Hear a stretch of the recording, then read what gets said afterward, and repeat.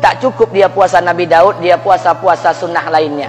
Istrinya nutup aurat dengan sempurna, pakai nikob, pakai cadar, pakai purda, pakai manset, pakai kos kaki. Suaminya 5 waktu ke masjid tak tertinggal takbiratul ula. Anak-anaknya di pondok pesantren hafiz dan hafizah. Tiap pagi berinfak, tak pernah menggunjing orang. Quran terjaga, aurat terjaga, tahajud terjaga, 5 waktu terjaga, duha terjaga, Quran terjaga, puasa terjaga. Sempurna satu keluarga nih, amalnya. Tapi sudah 8 tahun dia tak tengok ayah ibunya.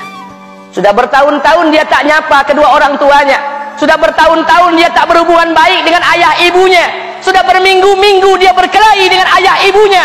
Sudah berhari-hari dia bermusuhan dengan kedua orang tuanya. Maka anak seperti ini, seluruh amal yang mereka kerjakan tertolak di sisi Allah Subhanahu wa taala, tidak akan diterima Allah.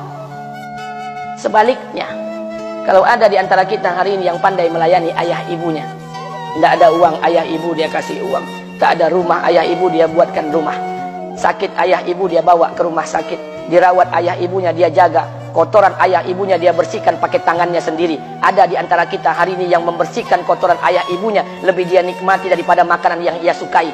Begitu luar biasanya dia melayani ayah ibunya.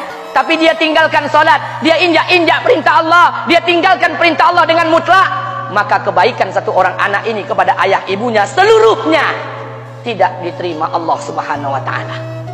Atau jangan-jangan inilah yang menjadi penyebab amal kita tak diterima Allah. Atau jangan-jangan inilah yang menjadi penyebab amal kita tertolak di sisi Allah. Kita sholat juga, kita sujud juga, kita puasa juga, kita ngaji juga, kita dengarkan ceramah juga. Maka oleh karena itu, Pak, Bu, ayah kita tuh tinggal di kampung, ayah ibu tinggal di kampung sana. Terkadang ayah ibu kita tak sekolah, SD, SMP, SMA tak tamat.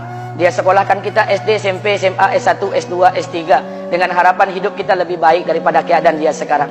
Tapi apa yang membuat kita jarang untuk menjenguk mereka? Saya ingin sampaikan buat kita bersama. Ayah ibu kita tak tahu kita ni eselon 1, eselon 2, Pak. Ayah ibu kita tak tahu pangkat PNS kita 3A, 3B, 3C, 3D, 4A, 4B, 4C, 4D. Ayah ibu kita tak tahu kita ni public figure. Ayah ibu kita tak tahu dan tak mau tahu. Yang dia tahu kita ni anaknya. Ayah ibu kita tak tahu kita punya sawit berapa. Ayah ibu kita tak butuh mobil kita. Dia tak butuh rumah kita. Tapi yang dia butuhkan kita. Apa yang membuat kita jarang untuk menjenguk mereka? Ada seorang ustadz Pekanbaru kirimkan WA dengan saya. Saya baca 2 kali, air mata saya menetes. Kenapa? Karena WA itu berisi cerita satu orang ibu sedang menelpon anaknya. Ibunya nelpon anaknya. Assalamualaikum nak. Waalaikumsalam, kata anaknya. Kata ibunya, nak, sudah 1 bulan kau tak tengok ibu. Apa yang membuat engkau berhalangan, nak? Apakah kau sibuk dengan pekerjaanmu? Minggu yang kedua ibunya telepon lagi. Assalamualaikum nak. Kata anaknya, waalaikumsalam. Kata ibunya, nak, ibu dapat kabar apa engkau baru beli mobil baru. Apa betul, nak? Kata anaknya, betul bu. Kata ibunya, alhamdulillah nak, ibu bangga. Kau pandai menyenangkan hati anak istrimu. Minggu yang ketiga ibunya telepon lagi. Assalamualaikum nak. Kata anaknya, waalaikumsalam. Kata ibunya, nak, ibu dapat kabar bahwa engkau baru beli rumah baru. Apa betul, nak? Kata anaknya, betul bu. Kata ibunya, alhamdulillah nak, ibu senang kau bertanggung jawab dengan anak istrimu. Minggu yang keempat ibunya telepon lagi. Assalamualaikum nak. Waalaikumsalam.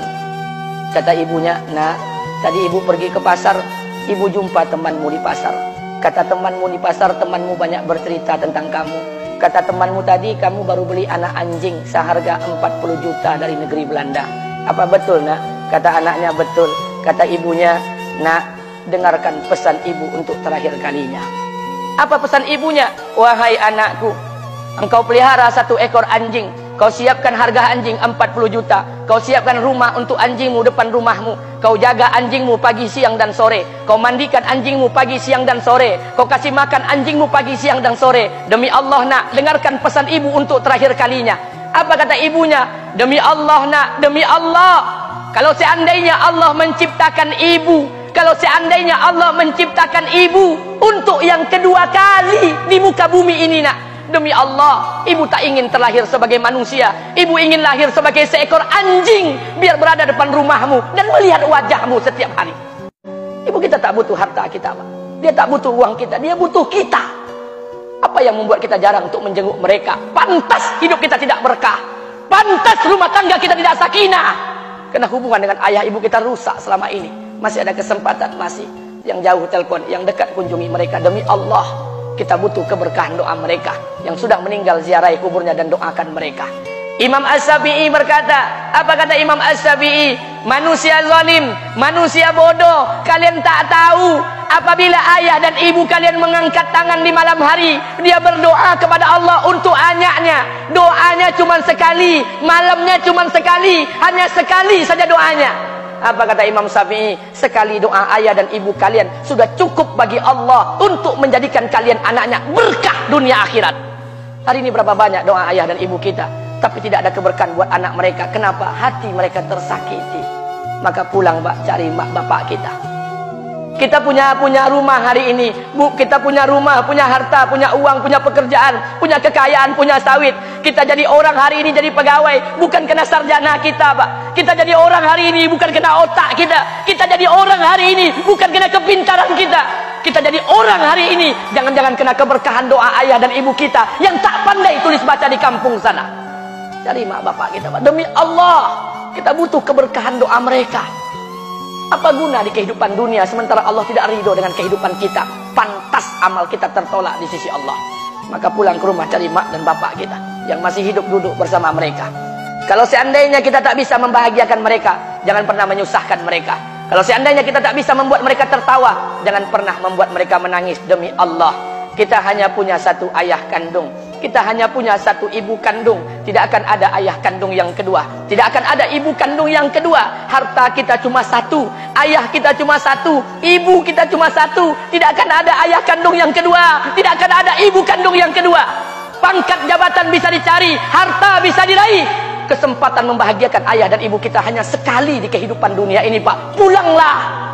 Ketika mereka memanggil, tinggalkan istri, tinggalkan pekerjaan, tinggalkan semua proyek kita. Demi Allah, datangi mereka. Kata Nabi, sesaat kalian duduk bersama ayah dan ibu kalian akan mendatangkan keberkahan. Kenapa kalian tidak duduk bersama mereka?